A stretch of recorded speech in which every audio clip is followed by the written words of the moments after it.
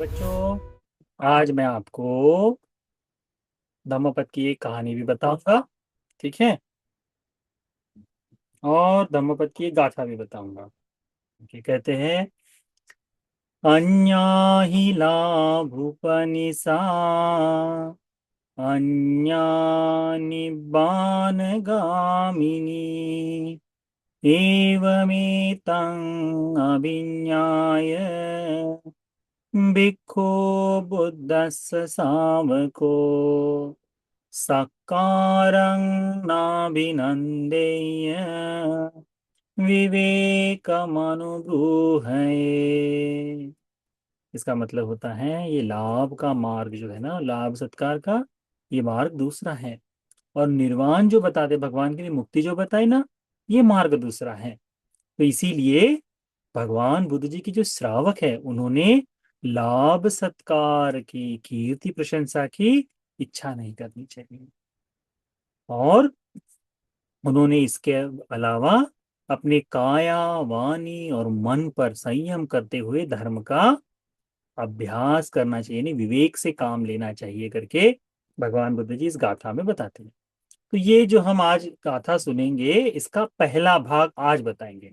आधी कथा आज और आधी कथा कल। कथा का मतलब होता है कहानी, स्टोरी।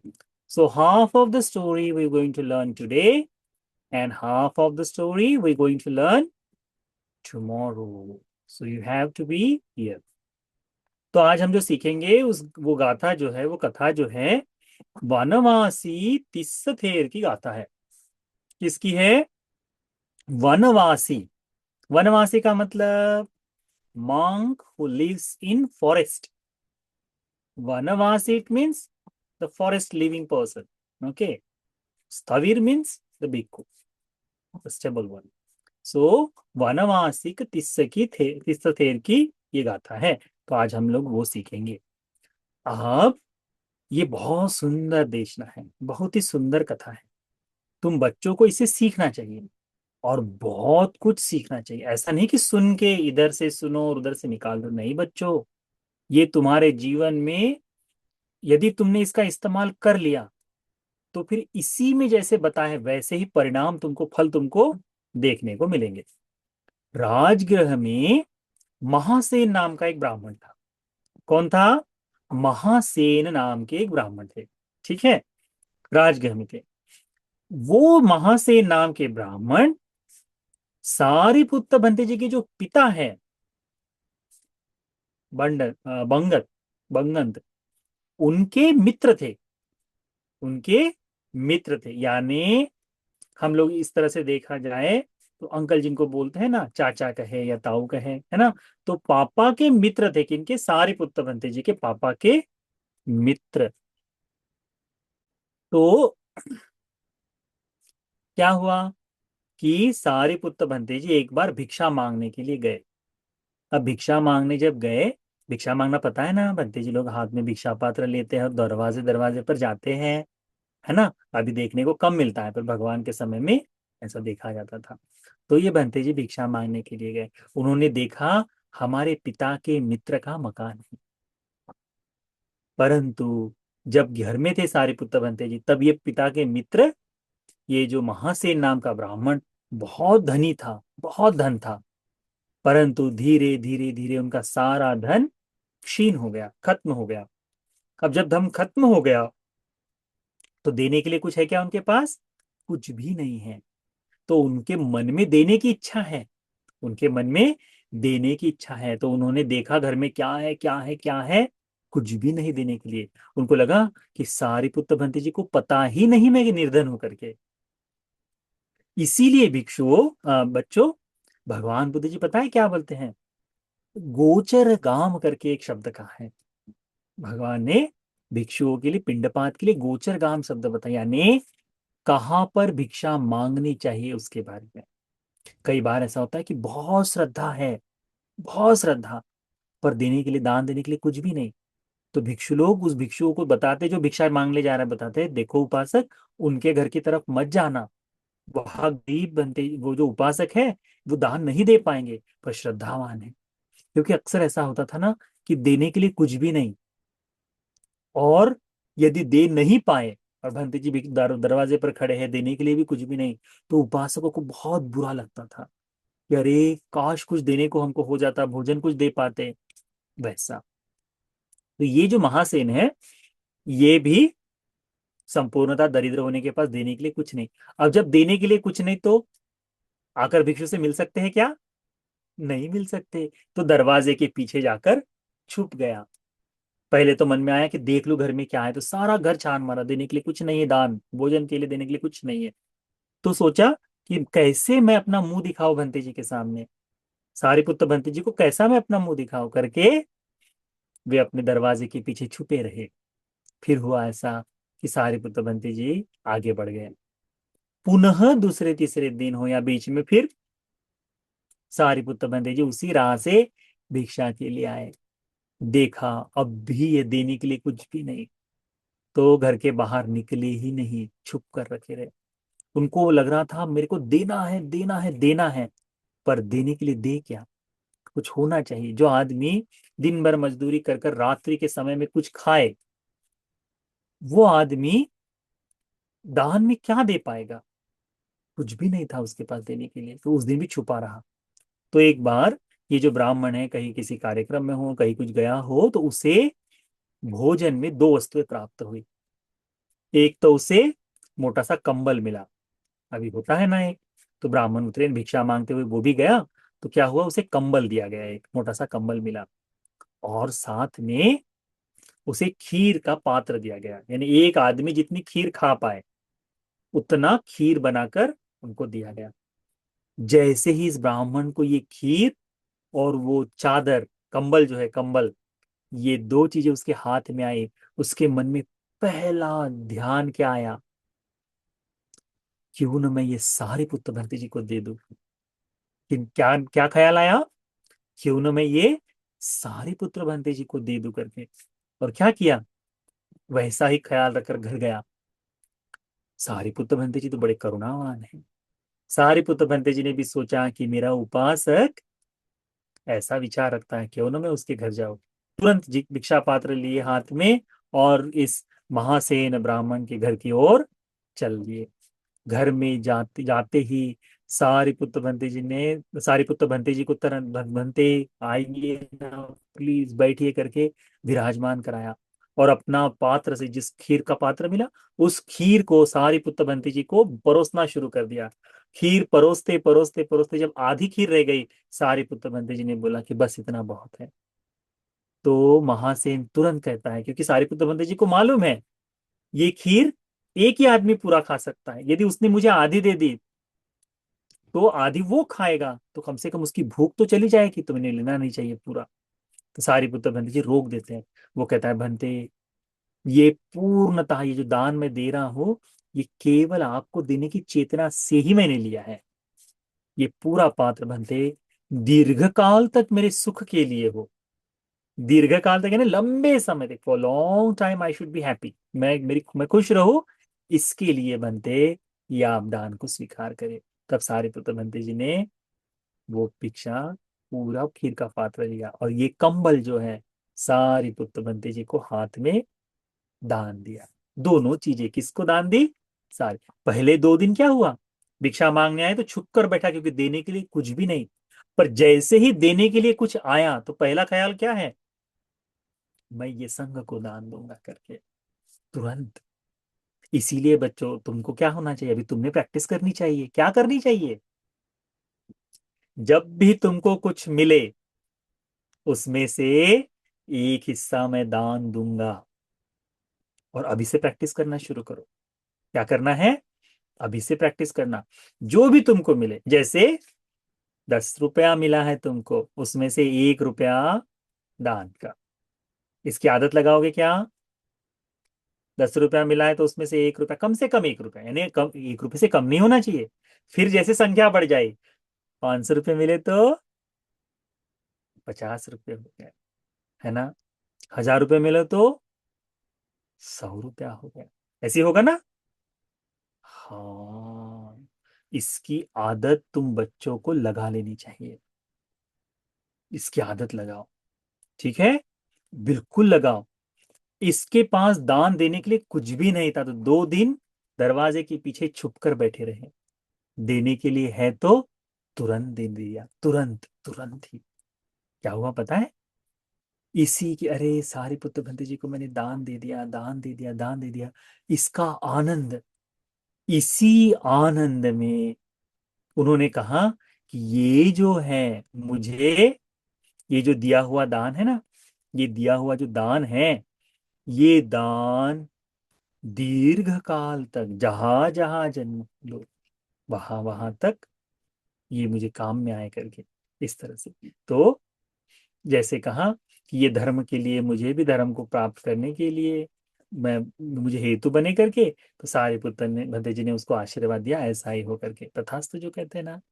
ठीक ठीक ठीक, इच्छितंग पच्चितंग जो कहते हैं, वैसा आशीर्वाद दिया और वो चल दिए। अब हुआ ये कि इस छोड़े हुए संपूर्णता, अपने लिए हिस्सा रखा क्या उसमें से? नहीं, पूर्ण भाग दिया है। तो आकिंचन, किसी भी तरह का बंधन न बांधते हुए दिया हुआ दान दी दिया।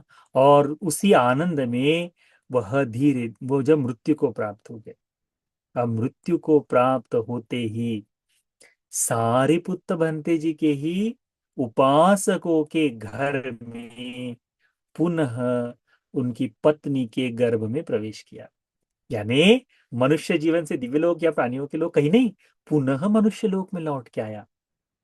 और सारी पुत्र बंती जी के जो उपासक है ना, उनके घर में ही प्रतिसंधि ली, यानी गर्भ में प्रवेश। जैसे ही गर्भ में आए, तो उस उपासिका को पता चला कि मेरा गर्भ धारण हो गया है। तो उसने घर में बताया, तो सारी सुविधाएं कराई गई, हर चीज कि अधिक उष्ण नहीं, अधिक शीतल नहीं, बहुत ज्यादा खट्टा नहीं, बहुत ज्यादा कड़वा नहीं, बिल्कुल मध्यम सुंदर आहार, पौष्टिक सात्विक आहार, बहुत अच्छा आहार उसने ग्रहण किया। जन्म से पहले मम्मी लोग हिंदी में कहते हैं दोहद। दोहद पता है? हाँ, तो दोहद उत्पन्न हो, दोहद यानी मम्मी के मन में इच्छा होती है, मुझे खट्टा खाना है, मुझे ये खाना है, मुझे ये चाहिए करके, ऐसी इच्छा होती है। तो वैसे ही इस उपासिका के मन में भी, जिसका गर्भधारण हुआ था, उस उपासिका के मन में भी ये बात उत्पन्न हुई। क्या उत्पन्न हुई? कि मैं सारी पुत्र बंते जी के साथ 500 बंते जी को खीर का दान दूंगी, बगैर जल के, बगैर पानी वाली गौड़ी खीर जो बनती है ना, हाँ वैसा दान दूंगी। और फिर जो बच जाएगा, जो उनमें से बंते जी खाने के बाद थोड़ा सा पात्र में कुछ बच जाता है ना, तो उसको कहते हैं झूठा कहते हैं, है ना। तो वो झूठा मैं खाना चाहती हूँ। तो उस भंते जी का जूठन खाने की इच्छा उसके मन में उत्पन्न हुई। ये दोहद है, तुम लोग को नहीं करना है, नहीं तो कल से अब तो मैं भी खाऊंगा करके, ऐसा नहीं है। दोहद का मतलब होता है जब गर्भ में हो तब इच्छा हो। अब देखो तुम में से कौन कौन गर्भ में रखना चाहता है, तो फिर तब होगा ना, अन्यथा नहीं। और दोहद उत्पन्न होगा तो ही। तो कई तुम लोगों में से लड़कों को खाने की इच्छा हो जाए तो ये मत बोलना, मुझे भी दोहद हुआ है करके, वो नहीं होगा, वो गलत है। हाँ, खाने की इच्छा हो अलग बात है, बंदे जी खिला देते हैं, परंतु झूठा नहीं खाना अभी, ठीक है। नहीं तो कई बार ऐसा होता है, हम कहानी बताते हैं और उपासिकाएं उपासक मुझे भी चाहिए, मुझे भी चाहिए करके बोलना शुरू कर देते, तो वो गलत है ना। हाँ, वो नहीं करना। उस समय भगवान के समय में थी। तो क्या किया, जैसे ही ये बात अपने पति को बताई, उनके सास ससुर को बताई, तो वो बड़े खुश हुए। कहा, निश्चित ही ये जो बालक जन्म ले रहा है, ये भिक्षु बनना चाहता है, या भिक्षु बनेगा, इसीलिए इसको ये दोहद खाने की इच्छा हुई है। दोहद पूरा होने के बाद प्रसव जो है ना बहुत आराम से हो जाता है। तो उन्होंने ऐसा ही किया। क्या किया? सारिपुत्र भंते सहित पूर्ण संघ को 500 भिक्षुओं को निमंत्रण दिया, और बहुत ही प्रणीत ऐसी खीर वहां बनाई गई। खीर खिलाने के पश्चात बचा हुआ जो थोड़ा सा भिक्षा पात्र में था बंती जी का, वो ये भी काषाय वस्त्र यानी पीत वस्त्र को पहनकर बिल्कुल सुंदर तरह से ये करके बैठी, और वो जो झूठन है उसने झूठन खाई। ये उसका दोहद पूर्ण हुआ। अब फिर जैसे जैसे जैसे जैसे ये जो खीर खाने खीर खाने की इच्छा जो है, ये खीर खाने की इच्छा पता है, पिछले जन्म में यानी जब ब्राह्मण थे तब सारिपुत्र भंते जी को क्या दिया, खीर दान में दिया। इसीलिए इस जन्म में उसको भी पेट में रहते समय खीर खाने की, दोहद उसकी इच्छा होती है, तो दोहद खाने की, वो खीर खाने की इच्छा हुई, अब वो खाने को मिला। अब जब बालक जन्म लिया, तो जन्म लेने के बाद ऐसी परंपरा है कि जब बच्चा जन्म हो तो भंते जी लोगों को घर में निमंत्रण देते हैं सेवा के लिए, कि भंते जी की हम लोग सेवा कर पाएंगे, बच्चे को आशीर्वाद देंगे करके। अब ये जो बालक है जन्म लिया है बहुत धनवान परिवार में, तो धनवान परिवार में जब जन्म लिया है तो उसका आसन कैसा होगा, सोने की व्यवस्था कैसे होगी, A1 फर्स्ट क्लास, ऐसा महंगा चादर कंबल, लाखों रुपए का कंबल, है ना, रत्न स्वर्ण जलित अलग अलग तरीके से वो बना हुआ उनका बच्चे का सोने का कंबल है, वो जहां पर वो सोता है या जहां पर लेटता है, उस कंबल में वो लेटा है। अब भंते जी लोग, सारिपुत्र भंते जी घर में आए, अब बैठे हैं, सब लोग नमन कर रहे थे, तो बच्चे को भी आशीर्वाद दे करके, ऐसा भाव रखते हुए, तो बालक के मन में क्या आया, क्यों न मैं ये कंबल जिस पर मैं लेटा हूं, ये कंबल, ये बालक है, अभी बोल नहीं सकता, अभी बोल नहीं सकता, पर बालक की चेतना, पूर्व जन्म में किए हुए कर्म का फल वैसा मिलता है बच्चों, तो चेतना है कि मैं कुछ तो भी बहुमूल्य त्याग करूं, बहुत अच्छा त्याग करूं करके, तो क्या करता है, अपना हाथ उस कंबल में उलझा लेता है। अब सारिपुत्र भंते जी के पास ले जाना है, अब वो कंबल से उसका हाथ निकाल रहे, क्या हुआ है, हाथ अब फंसा हुआ है, दे ही नहीं रहे, दे ही नहीं, निकल ही नहीं रहा, निकल ही नहीं रहा। तो मम्मी पापा ने बोला छोड़ दो, ऐसे ही कंबल के साथ ही सारिपुत्र भंते जी के पास दो। सारिपुत्र भंते जी को पास देते समय कंबल से हाथ, बिल्कुल जैसे सारिपुत्र भंते जी के हाथ में दिया, इसका हाथ कंबल से बाहर निकल आया।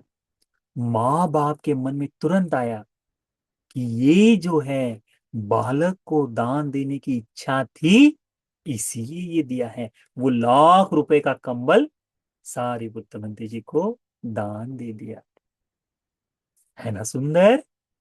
हाँ, तो ये कहते हैं पूर्व जन्म में भी मोटा कंबल दान दिए थे, इसीलिए इस जीवन में भी दान देने की इच्छा हुई है। तो फिर सारी पुत्र बंते जी पूछते हैं कि अच्छा बालक का नाम क्या रखोगे फिर, तो कहते बनते आपके नाम से ही आपका ये शिष्य बालक, इसका नाम रखा जाएगा। तो उसका नाम रखते हैं तिस्स, क्या नाम रखते हैं, तिस्स, क्योंकि सारिपुत्र बंते जी का नाम क्या था, उपतिस्स, उपतिस्स होने के कारण उनको भी तो तिस्स रखा।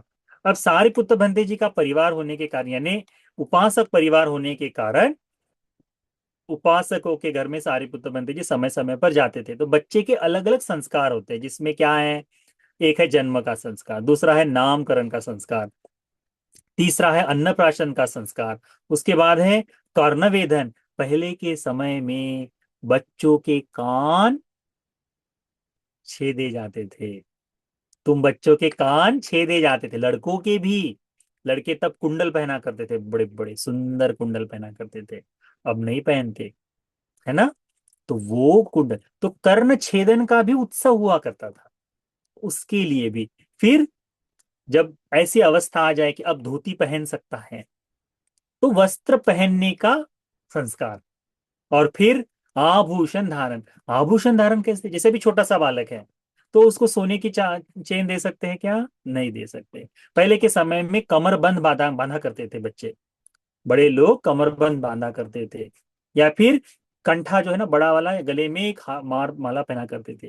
तो ये आभूषण तब दिए जाते थे जब बच्चा समझदार हो और ये इन धन इस आभूषण का इस्तेमाल कर पाए। तो ऐसे ही ये आभूषणों का मंगल भी रखा। और हर बार जब सारिपुत्र भंते जी आते तो क्या होता, भिक्खु संघ के साथ उनको क्या खाने को मिलती, खीर खाने को मिलती, बिल्कुल बगैर पानी के, केवल दूध से बनी हुई खीर खाने को मिलती। ये भी किस कारण से, तो अतीत जन्म के कारण से ही। फिर हुआ ऐसा कि जैसे जैसे बालक थोड़ा थोड़ा बड़ा होते गया, तो बड़ा होने के बाद क्या हुआ?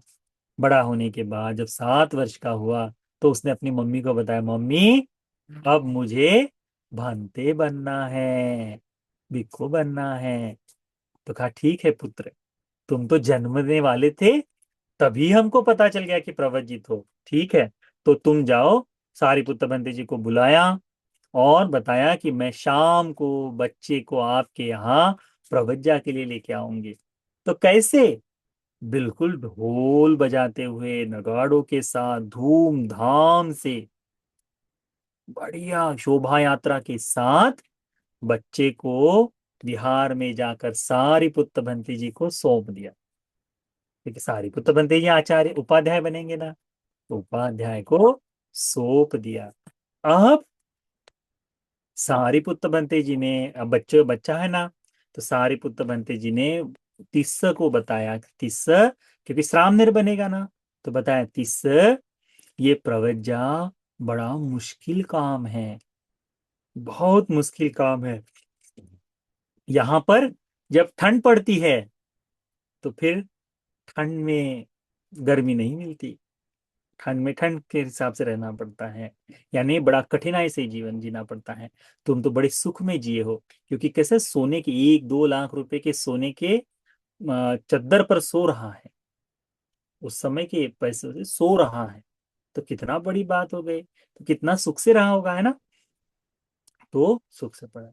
परंतु कहता है वो सामने तिस्स कि भंते आप जैसी आज्ञा करोगे वैसा मैं धर्म का पालन करूंगा। फिर क्या हुआ? फिर केसा, लोमा, नखा, दंता, त्वचा, त्वचा करके, ऐसे करके कम्मट ठान देते हुए अशुभ ध्यान साधना को बच्चे को सिखाया। अब बच्चा जब जैसे वो सीख लिया, अब निरंतर अभी बच्चा प्रवचित हुआ है ना, तो 7 दिन तक पूरे भिक्खु संघ के साथ मम्मी पापा ने क्या किए, खीर बना बना कर संघ को दान दिए। अब जब दान दिए, तो रोज रोज इतनी गाढ़ी खीर बंते जी खा सकते हैं क्या? नहीं खा सकते। भंते जी लोग परेशान हो गए, रोज रोज खीर कौन खाएगा? अभी तुमको ही रोज रोज कुछ खिलाए तो नहीं खा सकते आर्या, रोज रोज नहीं खा सकते। इतनी मीठी होती है सबके घर की खीर, कैसे खाए? कई बार तुमने देखा होगा भंते जी आते हैं, अच्छा रोटी सब्जी दे दो, खीर है ना बिल्कुल चम्मच भर देना, नहीं खा पाएंगे करके बोलते, मन भर जाता है खा खा के। इसीलिए खीर नहीं बनाना हर बार, ठीक है? हाँ। तो ये परेशान हो गए, तो उन्होंने सोचा कि अब नहीं। तो फिर 8वें दिन को ये जो छोटे भंते जी है ना, ये 7 साल के तिस्स सामनेर, ये स्वयं ही श्रावस्ती में अपने परिवार की दिशा में आ गए। जब आए तो उनका इतना स्वागत हुआ, इतना स्वागत हुआ कि क्या बताएं, बहुत बड़ा स्वागत हुआ, है ना?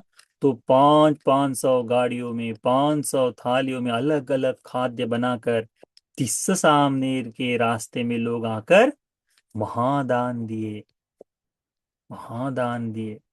तो जब दूसरे दिन बिहार में गए, तो सभी भिक्षुओं को ये जो महादान दिया ना, सभी भिक्षुओं को 1,000 वस्त्र सभी, ये 2 ही दिन में, प्रवज्जा के 7 दिन बाद वो, और 2 दिन में श्रावस्ती में जब चारिका के लिए गए, तो 1,000 वस्त्रों के साथ 1,000 पिंडपात मिला, यानी भोजन 1,000 तरह से मिला। वो सारा का सारा उन्होंने क्या किए, भिक्षु संघ को दान दे दिए। अब भिक्षु संघ को दान दिए ना, तो पूर्व जन्म में ब्राह्मण रहते समय उन्होंने जो कपड़ा कंबल दान दिया था, भगवान कहते थे उसी का पुण्य प्रभाव है कि 2 दिन में 1,000 कंबल और 2 दिन में 1,000 थाली भोजन उनको प्राप्त हुआ। वही तुमको मिलेगा बच्चों, इसको ध्यान में रखना चाहिए। फिर सम ठंडी का समय आया। अब ठंडी के समय में बंते जी लोगों को कंबल मिलता है क्या? हमेशा अभी तो मिलता है, पर पहले नहीं मिलता था। शुरुआत शुरुआत में बंते जी लोग बहुत कठिनाई से रहते थे। तो क्या हुआ कि उस भंते जी ने देखा, सामनेर ने देखा कि विहार में जहां जहां भिक्षु लोग हैं वहां अग्निशाला में भंते जी लोग आग के पास बैठे पर ठंड से कांप रहे हैं। तो पूछा, भंते जी अब क्या हुआ? तो कहते हैं, सामनेर हमारे पास कंबल नहीं है। तो कहा कंबल नहीं है, ठंडी के दिन में कंबल नहीं है आपके पास, कंबल दिलाऊंगा करके। पुण्य के, किसी के पास जब पुण्य हो ना, तो ऐसा ही होता है। जिसके पास पुण्य हो तो क्या करते हैं, उस पुण्य के विपाक के कारण, पुण्य विपाक के कारण क्या करते हैं, बढ़ा आ जाता है कि अच्छा मैं जहां जाऊंगा मुझे ये मिलना ही मिलना है करके। तो उन्होंने कहा, बताया, जिन जिन भिक्षुओं को चाहिए कंबल, उन उन लोगों ने मेरे साथ चलो। तो ये बात पूरे जेतवन में फैल गई, या उस श्रावस्ती में, सॉरी, श्रावस्ती में सब जगह फैल गई कि कंबल चाहिए तो सामनेर ने बुलाया है, कंबल चाहिए तो श्रावनेर ने बुलाया है। सब के सब बनते जी उनके साथ पीछे पीछे गए। अब जहां जहां जाते ठंडी के दिनों में, सब लोग उस श्रावनेर को देखकर बिल्कुल मन में ऐसा भाव जाता कि श्रावनेर बंदी जी को कंबल ही दान दे। चलते चलते चलते पूरे की हर घर से एक एक कंबल मिलने लगा। हर घर से कंबल मिलता और वो बांटते चले जाते, बांटते चले जाते, कंबल देते चले जाते। ऐसा करते करते हजारों भिक्षुओं को हजारों कंबल दान में मिले। ये भी फल था पिछले जन्म में कंबल दान देने का।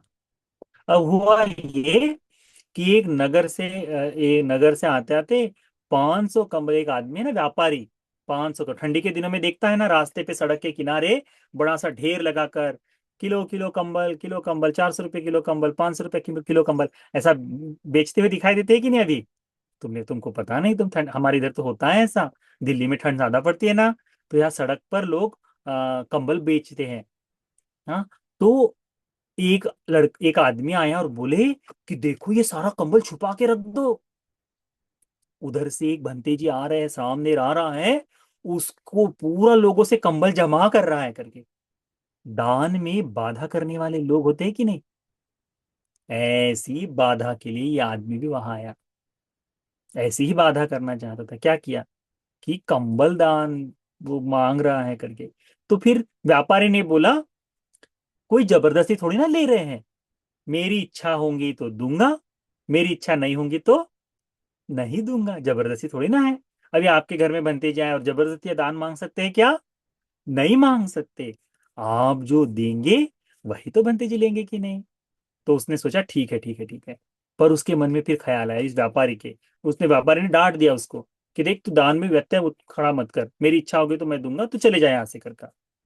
तो फिर उसने सोचा व्यापारी ने, मेरे पास दो बहुत महंगे वाले कंबल हैं,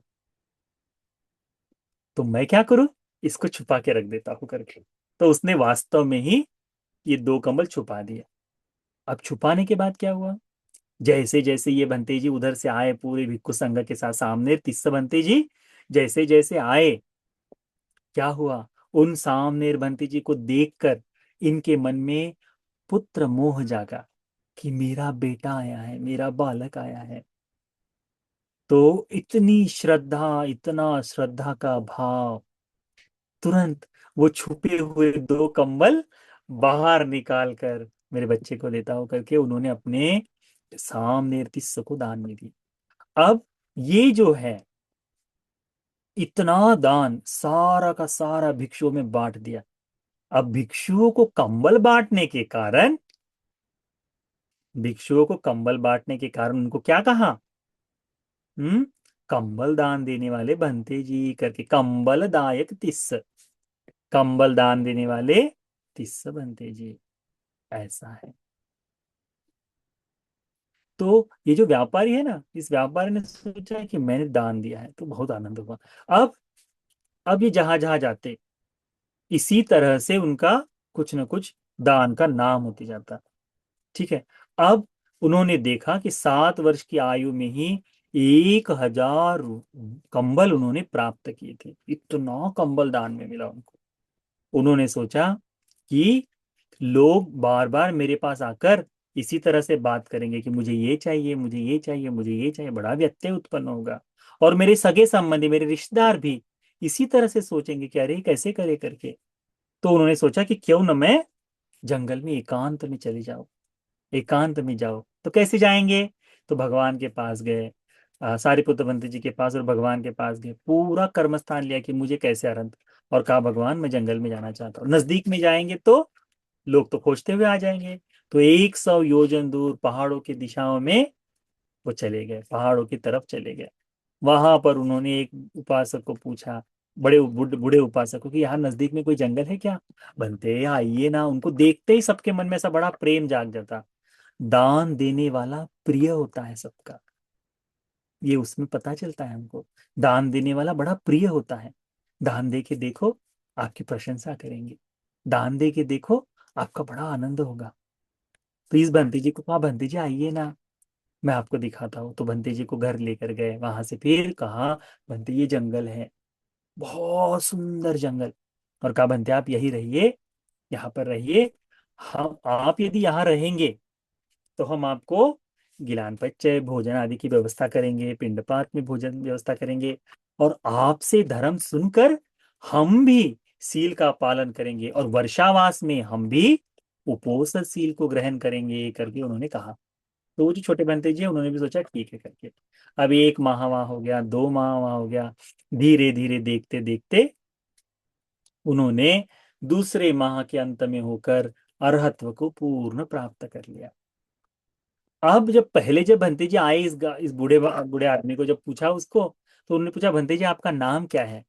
अब ये तिस्स भंते जी पहले कौन से नाम से जाने जाते थे? तो कंबलतायक तिस्स। फिर अभी उन्होंने बताया कि मैं जंगल में रहूंगा, तो वनवासी का तिस्स, उन्होंने कहा वनवासी तिस्स बनते। तो उन्होंने वनवासी तिस्स नाम का दिया। तो जहां जहां वो जाते ना, जो जो काम, तो उन्हें कई कई बार पिंडपात पिंडपात दायक तिस्स का, जो जो भोजन में मिलता वो दान देते ना, पिंडपात करते तो दान देते, तो पिंडपात तिस्स। वस्त्र मिलता तो कंबल दाय तिस्स। अभी वन में रहते हैं इसीलिए वनवासी तिस्स करके उस तरह से रखा। अब वो जब पूरा जब अरहंत हो गए, तो उसके बाद सुख से अब वो जब भी भिक्षा मांगने जाते, तो कोई भी उनको पूछता भंते जी, तो उतना ही कहते, पिंडपात देकर सुखी हो जाओ, दुख से मुक्त हो जाओ, बस इतना ही आशीर्वाद करते। अब पूरा वर्षावास बीतने पर पवारना के बाद तिस्स भंते जी सारे पुत्र भंते जी को जाकर निवेदन करने लगे। नहीं, तिस्स भंते जी के उपाध्याय जो है सारिपुत्र भंते जी, सारिपुत्र भंते जी ने भगवान के पास सोचा कि मैं भी इनको मिलने के लिए, मेरे जो शिष्य हैं उनको मिलने के लिए जाऊंगा। तो यहां तक की कथा हम याद रखो, कौन सी? कि दान देने के कारण क्या हुआ, कैसे दान दिए।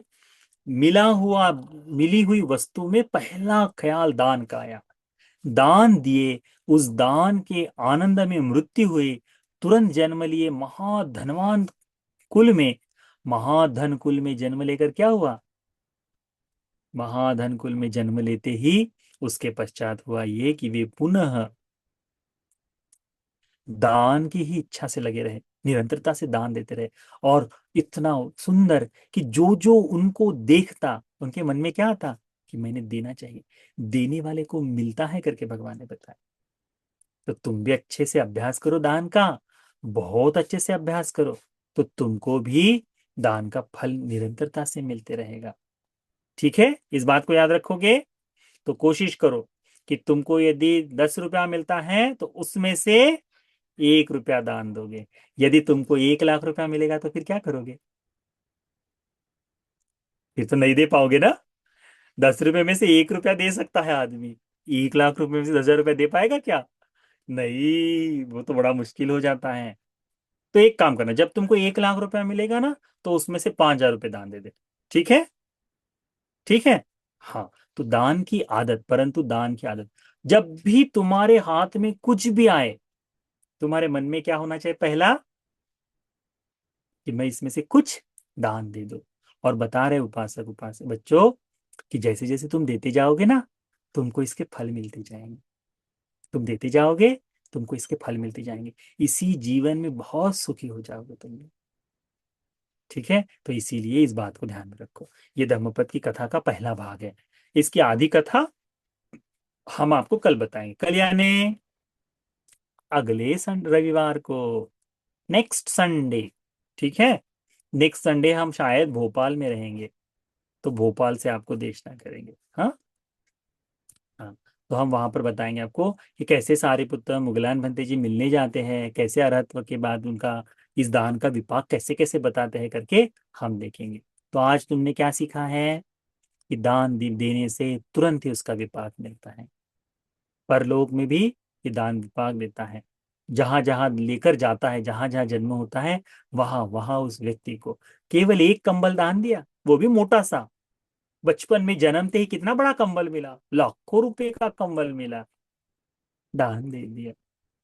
फिर व्यापारी ने भी लाख रुपए का कंबल दान दे दिया। देने पर मिलता है बच्चों, और वास्तव में मिलता है। हम तो बनते जी है ना, हमको पता है मिलता है करके। मिलता है, दान देने पर बहुत मिलता है। दान दो, ठीक है। उसकी आदत लगाओ बच्चों। तुम बच्चों को, तुम्हारे मम्मी पापा कंजूस हो सकते हैं, ठीक है, पर तुम बच्चों ने नहीं होना है। तुम बच्चों ने आदत लगानी है कि हम दान देंगे। ठीक, ठीक है। तो आज ये धर्म की कक्षा में बताया गया है दान का उपदेश, तुम सभी बच्चों को दान का चित्त जगाने के लिए उपकारी हो जाए। साधु साधु साधु।